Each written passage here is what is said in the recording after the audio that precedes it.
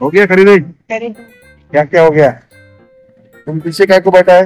वो घर में जाके दिखाएंगे। पीछे काय को बैठा है? हाँ? पीछे काय को बैठा है? वो आगे बैठेगा। हाँ तो चलो तो।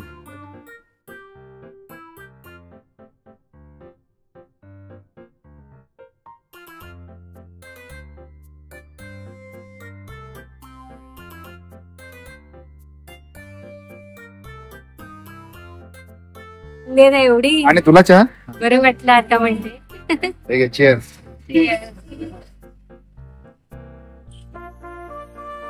म्हटलं याची आमची की नाही मग पिटली आता. तर आता आमच्या मंडळींनी ये सब भाई ढेर सारा सामान लेके आहे, कारण मला तर गडबड असते आणि मला नाही वेळ देत आहेत घरासाठी आणि त्याच्यामुळे मग मी यांना सांगितलं होतं, यांनाच पाठवलं होतं दोघींना, थोडंसं म्हटलं शॉपिंग करून या, डीमार्टला जाऊन काहीतरी घेऊन या. तर काहीतरी सांगितलं मी. किती सांगितलं होतं तुला मी? खरं सांग मी किती सांगितलं होतं तुला? 800 रुपये जास्त झाले. मी सांगितलं होतं किती सांग? तुम्ही 500-600 बोललेला. मी 700-800 मॅक्सिमम बोललो होतो. तू किती रुपयाचं आणलंस? 1000 रुपये जास्त त्याच्यावर. 1800 रुपयाचं घेऊन आले. 1800 रुपयाचं, फक्त 1800 रे. तर काय काय ते केवढं आणलंय बघा. बघू. टी शर्ट आणले 2 मला चांगले वाटले म्हणून. ओके हे बघा, हे पण आहे इकडे. व्हेरी घाई नको, रिलॅक्स.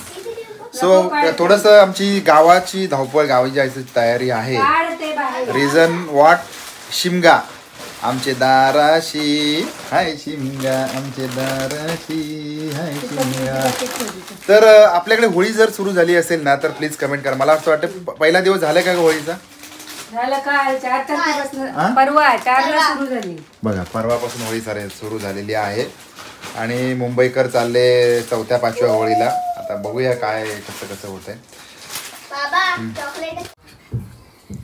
आजच्या संध्याकाळच्या जेवणामध्ये काय असेल ते तुम्हाला मी दाखवतोच, पण आमच्या कोकणामध्ये ना काही गोष्टी अशा, जेव्हा तुम्हाला हलकं फुलकं काहीतरी खायचं असतं, जेव्हा वेळ नसतो, आणि कोकणात कसं असतं, दही, दूध, ताक हे असतंच म्हणजे नॉर्मली. आता आजकाल माहिती नाही पण असतातच. तर तुम्हाला ईश्वरीच सांगेल हे ती काय पदार्थ खाते आणि तो कसा केलाय. It is called as a उकड. याला उकड असं म्हणतात, उकड. आणि ह्याच्यामध्ये ना जर का तुम्हाला आवड असेल तर हे कच्चं तेल आपण ह्याच्यामध्ये घेऊ शकतो. कच्चं नाहीये, कच्चं म्हणजे वॉट एव्हर, तेल म्हणजे फक्त तेल डायरेक्टली घेऊ शकतो. आणि तुम्हाला एक गोष्ट सांगायची आहे. मी जेव्हा लहानपणी आजारी पडायचे ना तेव्हा मला 4 दिवस, जेवढे दिवस आजारी पडायचे तेवढे दिवस उकड खायला घालायचं. बरोबर का? तेच खायची, बाकी काय खायची? कारण हे तांदूळाच्या पिठामध्ये दही घालून हा पदार्थ केलेला आहे. पातळ आहे पण याची जी टेस्ट आहे ना, दही आणि तांदूळाचं पीठ एकच नंबर टेस्ट येते याची. असा हा पदार्थ आहे आणि पोटभर होतं, पोटाला बाधत नाही. चांगला पदार्थ आहे, पचायला हलका आहे.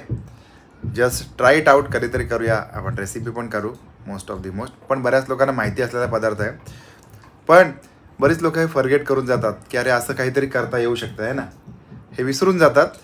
तुम्ही कधीतरी ट्राय करा आणि ट्राय केल्यानंतर कमेंट पण करा की आपण हे करणार आहात म्हणून. ओके, तर आता हे सध्या खाऊन घेतो, कारण खाणं पण महत्त्वाचं असतं.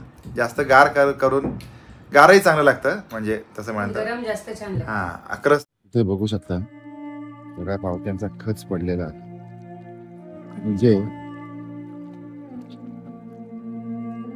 सकाळचे साधारणपणे 5:15 वाजलेले आहेत. आजचा शेवटचा दिवस ऑफिसचा जाण्याचा. त्याच्यानंतर आपण जाणार आहे आपल्या कोकणातल्या गावाला. त्याची एक उत्सुकता आहे, बघू शकताय. सकाळी पब्लिक कामासाठी जाते, मी पण चाललेलो आहे.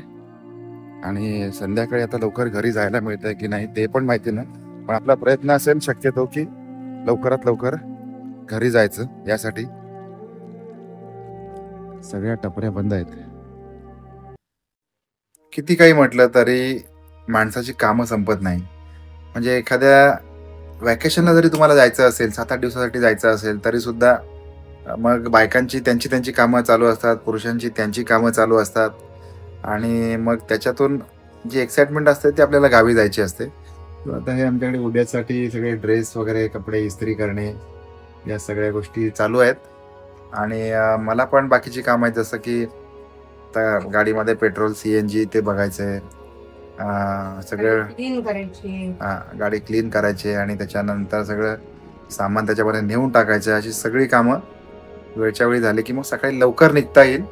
पेपर वर्क तर आपलं ओकेच असतं, जसं की इन्शुरन्स असेल किंवा या सगळ्या गोष्टी, पण निघायचे वेळ आहेत त्याच्यासाठी मग आम्हाला CNG वगैरे पण भरून आणावं लागेल.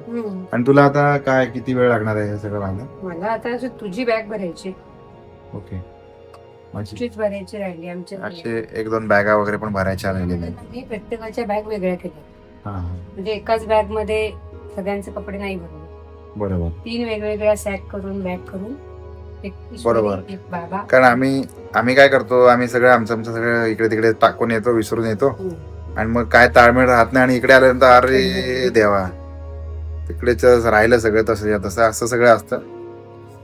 काय झालं वावली? मग सॉरी, मी बकेट भरायला लावली गाडी धुण्यासाठी, ती पण वाहून गेली. तर चला आता गाडी थोडस धुवून घेऊया.